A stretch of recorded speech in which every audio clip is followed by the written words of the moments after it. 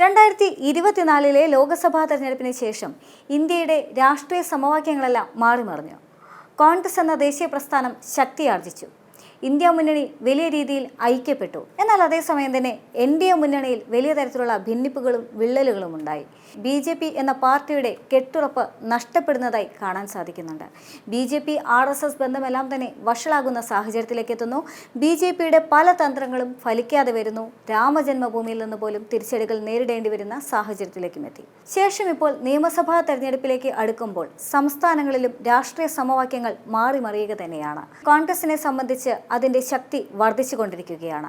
എന്നാൽ അതേസമയം തന്നെ BJPയിലേക്ക് വലിയ രീതിയിലുള്ള കുത്തൊഴുക്ക് ആദ്യം ഉണ്ടായിരുന്നെങ്കിലും ഇപ്പോൾ ആ കുത്തൊഴുക്കിൻ്റെ തോത് കുറയുന്നതായി കാണാൻ സാധിക്കും. എന്നാൽ നേരെ തിരിച്ചാണ് കോൺഗ്രസിലേക്ക് അഥവാ ഇന്ത്യ മുന്നണിയിലേക്കുള്ള MLA-മാരുടെയാണെങ്കിലും നേതാക്കളുടെയാണെങ്കിലും പ്രവാഹം. ഡൽഹി നിയമസഭാ തെരഞ്ഞെടുപ്പിന് മാസങ്ങൾ മാത്രം ശേഷിക്കെ BJPയിൽ നിന്നും ആം ആദ്മി പാർട്ടിയിൽ നിന്നും ഒരു ഡസനിലധികം നേതാക്കൾ കോൺഗ്രസിൽ ചേർന്നു.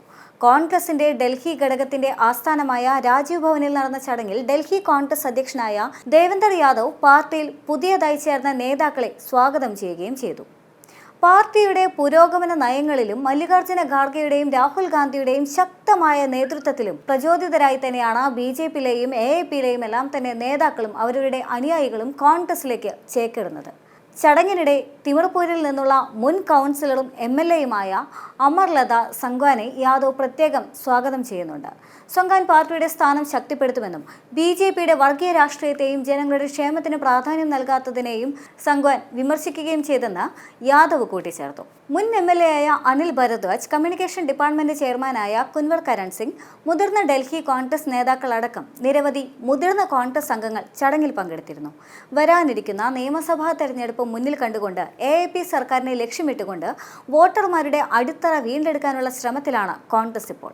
ഡൽഹിയിലെ കോൺഗ്രസിന്റെ 15 വർഷത്തെ ഭരണ നേട്ടങ്ങൾ ഉയർത്തിക്കാട്ടുന്ന പ്രചാരണം ഉടൻ ആരംഭിക്കാൻ പാർട്ടി പദ്ധതിയിടുന്നുമുണ്ട്. അതിനിടെ കഴിഞ്ഞ ദിവസം 5 കൗൺസിലർമാർ BJPയിൽ ചേർന്നത് ആം ആദ്മിക്ക് തിരിച്ചടിയായിരുന്നു. രൺവീർ സിംഗ് ബുദ്ധൂരി, അരവിന്ദ് സിംഗ് ലൗലി, യോഗേന്ദ്ര ചന്ദോലിയ തുടങ്ങിയ ഉന്നത നേതാക്കളുടെ സാന്നിധ്യത്തിൽ രാജ്യതലസ്ഥാനത്ത് നടന്ന പരിപാടിയിൽ ഈ കൗൺസിലർമാർ വിട്ടുനിന്നു. കൗൺസിലർമാരെ കൂട്ടാതെ തന്നെ അവരുടെ അനുയായികളും നിരവധി AAP പ്രവർത്തകരും BJPയിൽ ചേരുകയും ചെയ്തു.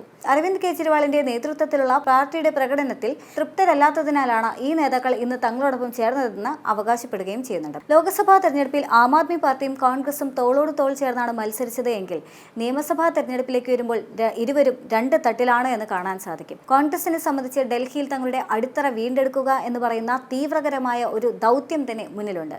എന്നാൽ ആം ആദ്മിയെ സംബന്ധിച്ച് വളരെ പെട്ടെന്ന് തന്നെ ജനങ്ങളിലേക്ക് ആഴ്ന്നിറങ്ങിയ പെട്ടെന്നൊരു ദേശീയ പ്രസ്ഥാനമായി വളർന്നു വന്ന ഒരു രാഷ്ട്രീയ പാർട്ടിയാണ് ആം ആദ്മി പാർട്ടി. മാത്രമല്ല, അധികാരത്തിലെത്തിയ ശേഷം തന്നെ ഇത്ര വലിയ നേട്ടത്തിൽ നിൽക്കുമ്പോൾ പോലും ആം ആദ്മി പാർട്ടിയെ ശിഥിലമാക്കാൻ പലതരത്തിലുള്ള വിവാദങ്ങളും ആരോപണങ്ങളും കേസുകളും എല്ലാം തന്നെ അഭിമുഖീകരിക്കേണ്ടി വന്ന ഒരു സാഹചര്യവും ആം ആദ്മി പാർട്ടിക്ക് ഉണ്ടായിരുന്നു. അതുകൊണ്ട് തന്നെ ഒരു തിരിച്ചുവരവ് അനിവാര്യമാണ്.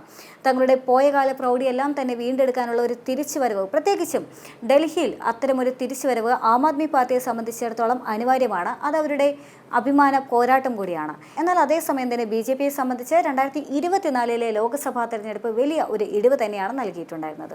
അതുകൊണ്ട് തന്നെ വലിയ ഒരു തിരിച്ചുവരവാണ് എല്ലാ നിയമസഭാ തെരഞ്ഞെടുപ്പിലും BJP ലക്ഷ്യം വെക്കുന്നത്. കാരണം തങ്ങളുടെ പ്രൗഢി കുറയുന്നതായോ തങ്ങളുടെ സ്വാധീനം കുറയുന്നതായോ BJPയിൽ നിന്ന് പോലും RSSൽ നിന്ന് പോലും BJPക്ക് വിമർശനമുണ്ടായിരുന്നു. അതുകൊണ്ട് തന്നെ എല്ലാ സംസ്ഥാനങ്ങളിലും അധികാരം തിരിച്ചു പിടിക്കാനുള്ള തന്ത്രപരമായ നീക്കം BJPയുടെ ഭാഗത്തു നിന്നുണ്ട്. അതുകൊണ്ടുള്ള സംഘടനാ തലത്തിലുള്ള എല്ലാ നീക്കങ്ങളും അടിത്തട്ടിലേക്ക് ഇറങ്ങി എന്നുള്ള നീക്കങ്ങളും BJPയുടെ ഭാഗത്തു നിന്ന് തകൃതിയായി തന്നെ നടക്കുന്നുണ്ട്. ഈ രാഷ്ട്രീയ സാഹചര്യത്തിലാണ് ഡൽഹി നിയമസഭാ തെരഞ്ഞെടുപ്പിന് സാക്ഷ്യം വഹിക്കാൻ പോകുന്നത്.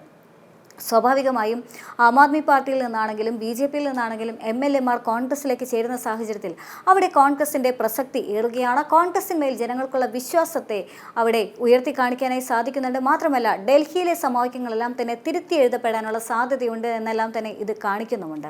അതുകൊണ്ട് തന്നെ ഇനി വരാനിരിക്കുന്ന നിയമസഭാ തെരഞ്ഞെടുപ്പ് കോൺഗ്രസിനെ സംബന്ധിച്ചിടത്തോളം വലിയ ഒരു പോരാട്ടത്തിനുള്ള വേദി തന്നെയാണ്. മാത്രമല്ല, BJPയെ സംബന്ധിച്ചിടത്തോളം ആണെങ്കിലും ആം ആദ്മി പാർട്ടിയെ സംബന്ധിച്ചിടത്തോളം ആണെങ്കിലും അഭിമാന പോരാട്ടമാണ്. പക്ഷേ അതേ അതേസമയം കോൺഗ്രസിനെ സംബന്ധിച്ചിടത്തോളം ഇത്ര കാലം പ്രതികൂലമായി നിന്ന എല്ലാ രാഷ്ട്രീയ സാഹചര്യങ്ങളും മാറിക്കൊണ്ട് അനുകൂല അവസ്ഥയിലേക്ക് മാറുന്ന ഒരു സ്ഥിതിവിശേഷം കൂടിയാണ്. കോൺഗ്രസ് കരുത്താർജിക്കുകയാണ് എന്ന് പറയാം, ഇന്ത്യ സഖ്യം കരുത്താർജിക്കുകയാണെന്ന് പറയാം. പക്ഷേ ഡൽഹിയിൽ ഇന്ത്യ സഖ്യം ഇല്ലാത്ത സാഹചര്യത്തിൽ കോൺഗ്രസ് ശക്തി തെളിയിക്കാൻ ഒരു അവസരം വന്നിരിക്കുകയാണ്.